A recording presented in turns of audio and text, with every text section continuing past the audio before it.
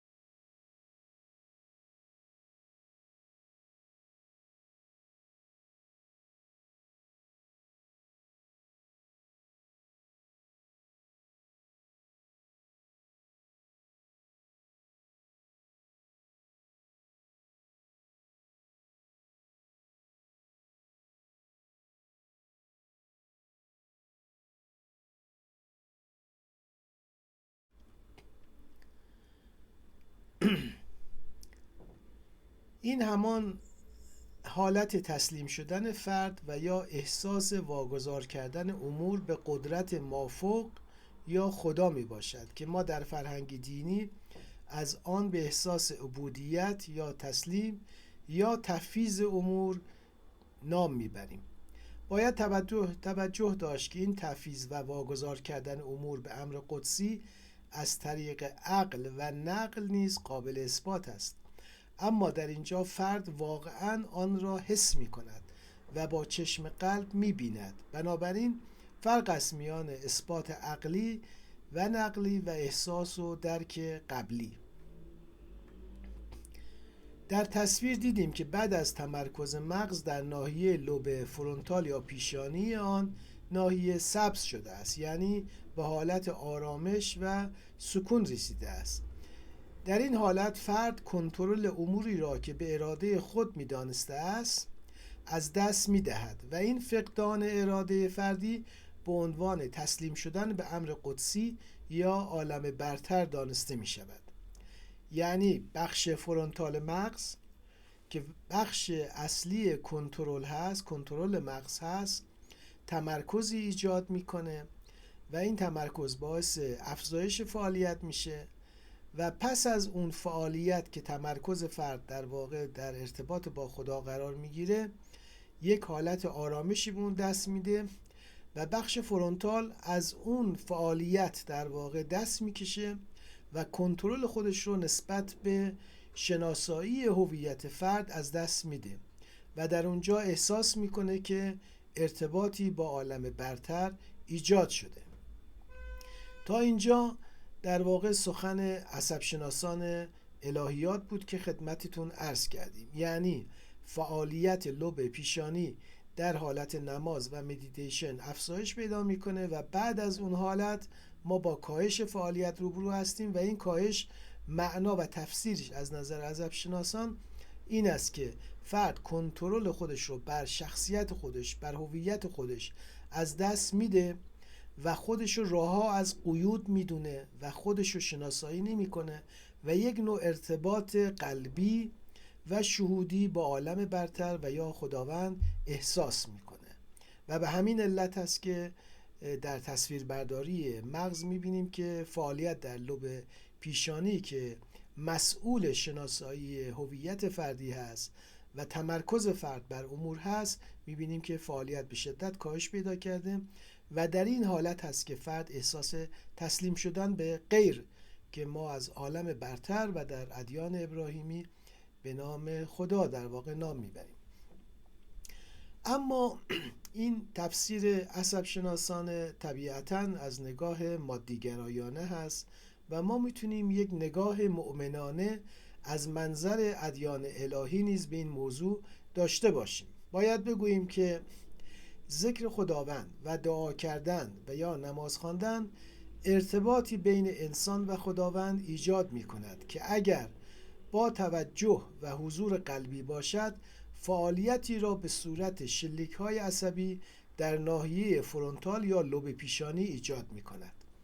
پس از این ارتباط خداوند با عنایت خیش آرامشی را به انسان می بخشد که مصداق الا به ذکر الله تطمئن القلوب است، یعنی با ذکر خداوند قلب‌ها آرامش می یابد. بنابراین این آرامش قلب و سکون آن نتیجه عنایت الهی به انسان دانسته می شود.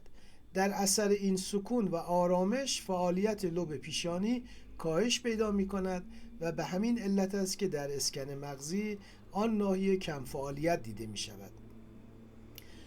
این تعبیر کاملا تعبیر الهیاتی به عصب شناسی الهیات هست که از ابتدای بحث خدمتتون عرض کردم که ما در کنار بیان دیدگاه‌های عصب شناسان دیدگاه الهیاتی به عصب شناسی الهیات رو هم بیان میکنیم، به این معنا که در نگاه عصب شناسان هیچ سخنی از عنایت خداوند، از اشراق الهی، انوار الهی و ایجاد آرامش در مغز انسان ما نمیبینیم، ولی در تعبیر الهیاتی میگیم که وقتی این ارتباط با خداوند برقرار شد از طریق دعا و یا از طریق نماز، فرد با عنایت خداوند نور الهی بر قلب اون میتابه، آرامش در قلب او ایجاد میشه و در اثر این عنایت الهی است که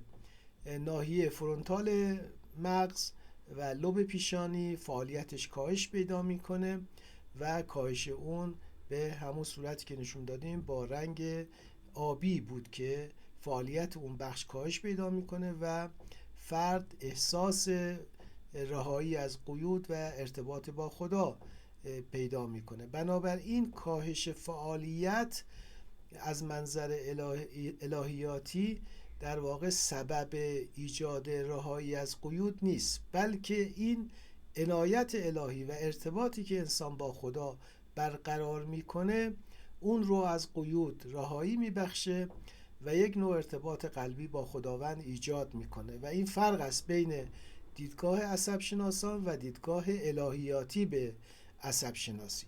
در دیدگاه عصب شناسی میگه که وقتی کنترل مغز افزایش پیدا کنه، در واقع در اسکن ها ناحیه لوب پیشانی قرمز میشه. بعد از دعا که آرامش ایجاد میشه، یعنی تمرکز از بین میره، فرد احساس میکنه که یک ارتباطی با عالم برتر ایجاد شده. به چه علت؟ به علت اینکه اون بخش از مغز فعالیتش رو کاهش داده. ولی در نگاه الهیاتی ما به گونه دیگه‌ای میتونیم تفسیر بکنیم، به این معنا که این ارتباط با خداوند به فرد در واقع سبب میشه که این فرد ارتباطی رو با خداوند احساس بکنه و این ارتباط سبب میشه که خداوند به او عنایت کنه و این عنایت الهی به صورت اطمینان قلب، آرامش و سکون قلبی نمایان در فرد میشه و نتایج مادیش هم طبیعتاً کاهش فعالیت در لوب پیشانی است. پس علت ایجاد این حالت آرامش از نگاه الهیاتی اون عنایت و امدادات الهی است که به فرد مؤمن عطا میشه. نگاه عصب شناسان الهیات به آرامش پس از دعا و مدیتیشن نگاهی کاملا غیر دینی است و در بررسی های علمی سخنی از الهامات یا امدادات الهی نیست و از نظر آنان این آرامش پس از حالت پایه در لوب پیشانی به هر دلیلی میتواند رخ دهد. تفسیر آنان قاعدتاً این است که کاهش فعالیت در لوب پیشانی سبب می‌گردد تا انسان از خود و خودنگری آزاد شود و امور را به دیگری بسپارد، یعنی حالت تسلیم شدن در او به وجود بیاید. اما در تبیین دینی میگوییم که خداوند در اثر دعا و نیایش عنایتی به بنده خود میکند که او را به حالت اطمینان نفس میرساند و فرد اراده خداوند را بر اراده خیش مسلط میبیند، یعنی از نظر شهودی به این حقیقت میرسد که اراده او تحت اراده خداوند قرار دارد و زمام امور انسان در دست اوست و این همان معنای تسلیم شدن به امر خداوند است. نکته دوم این است که گاهی تحولات روحی و روانی فرد از منظر دینی کاملا بی ارتباط با دعا و مدیتیشن است. عصب شناسان الهیات که به دنبال عوامل مادی برای ایجاد تحولات روانی به عنوان تجارب معنوی هستند، طبیعتاً دلیل قانع کننده‌ای برای این تحولات آنی و ناگهانی ندارند. مثلا در منابع دینی آمده است که زنی گناهکار با غذا دادن به یک حیوان به اعلی درجه ایمان ارتقا یافته و یا فلان شخص بی ایمان در اثر نیکی کردن به مادر خود دچار تحولات روحی شده است.